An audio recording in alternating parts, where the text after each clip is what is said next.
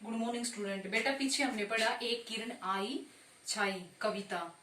उसमें हमने पढ़ा कि किस प्रकार पूर्व से जो सूरज की किरणें आती हैं पूर्व से, वो एक सुख का सवेरा हमारे संसार के अंदर, दुनिया के अंदर लेकर आती हैं, जिसे पेड़ पौधे पत्ती खिल उठती हैं, भंवरे गाने लगते हैं, हवाएं सुखद हो जाती हैं, जो हमारी फसलें हैं वो सुनहरे रंग में, जो सोने जैसा रंग होता है उसमें बदल जाती हैं, पत्तियां फूल पौधे मुस्कुराने लगते हैं। तो इतनी सारी बातें दिखाई गई हैं कि एक किरण के कारण हमारे संसार में कितना बदलाव आता है। इसके द्वारा कवि ने दर्शाया है कि उसी प्रकार हम अपने जीवन में अपने गुणों के द्वारा संसार में बहुत कुछ बदलाव कर सकते हैं।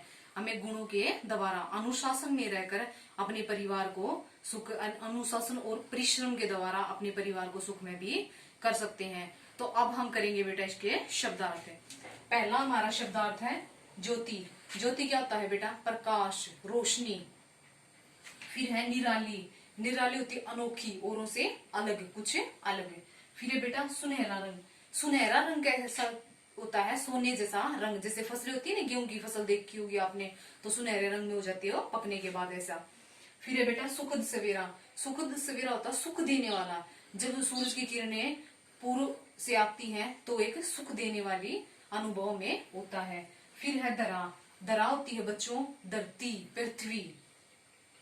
सुगंधित। सुगंधित होता है बेटा खुशबूदार, जिससे खुशबू आती है, जैसे फूलों से में खुशबू आती है। फिर है पवन। पवन होती है हवा, वायु, वायु का बहना। फिर है कण कण। कण कण होते हैं बेटा छोटे से छोटा टुकड़ा, बिल्कुल छोटा टुकड़ा।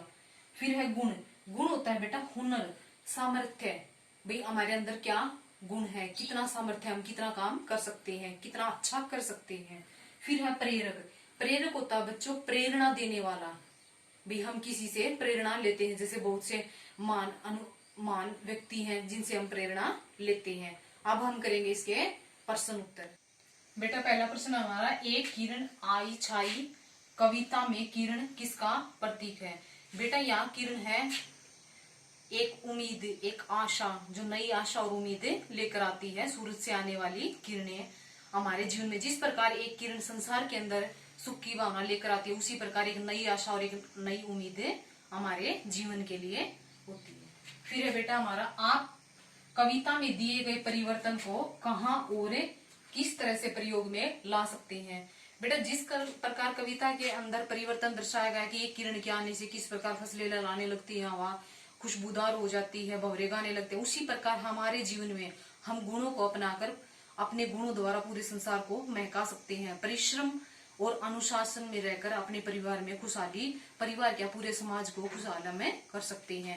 फिर नेक्स्ट बेटा, कविता में आए प्राकृतिक दृश्यों का वर्णन करते हुए एक अनुच्छेद लिखिए। बेटा ये कविता के द्वारा लिख सकते हैं और अपने आसपास के माहौल को देखकर भी, भाई किस प्रकार पत्तियां पेड़ पौधे खुश होकर मुस्कुराने लगते हैं, भाई चारों दिशाओं में लालिमा फैल जाती है, पूर्व से जब किरणें आती हैं तो खुशियां लेकर आती हैं, सुख की बहार लेकर आती हैं, भंवरे गाने लगते हैं, तितलियां खुशी से इधर उधर फूलों पर महकने लगती हैं। तो बहुत सारी ऐसी प्राकृतिक चीजें हैं जो अपने आसपास आप महसूस करोगे, उनको लिख सकते हो। नेक्स्ट है बेटा, अगर कविता में रात का संकेत होता तो ये किस भाव को प्रकट करती? बेटा देखो जैसे सूरज की किरणें आती हैं, वैसे ही रात के समय हमारे आसपास क्या होता है, हम अपने आसपास देखते हैं भी चांद और तारे जो टिमटिमाते रहते हैं। हम चांद तारों की सुंदरता के बारे में, उनसे मिलने वाली शीतलता के बारे में, उनसे जो अनुभव हमें मिलते हैं, जिससे सारा संसार हमें सुंदर सा नजर आने लगता है जब हम बाहर बैठकर चांद और तारों के बारे में देखते हैं। तो इस प्रकार हम इन सब का ये कर सकते हैं।